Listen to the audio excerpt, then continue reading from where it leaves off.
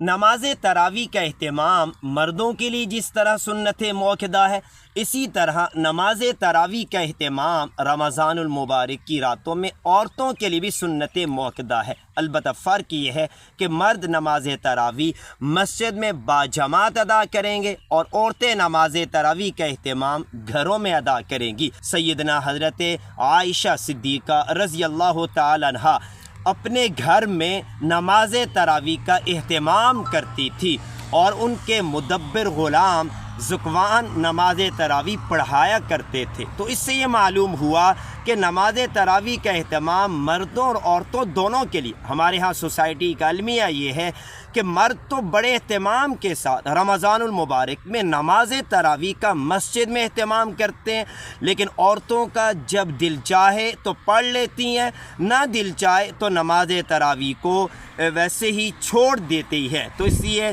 میری تمام ماؤں اور بہنوں سے یہ گزارش ہے کہ نماز تراویح کا اہتمام آپ سب کیا کریں، یہ اللہ کی طرف سے خاص انعام اور خاص تحفہ ہے۔ اللہ تعالی ہمیں نماز تراویح کا اہتمام اور اس عبادت کے صحیح معنوں میں لطف اندوز ہونے کی توفیق عطا فرمائے، آمین۔ اللہ حافظ۔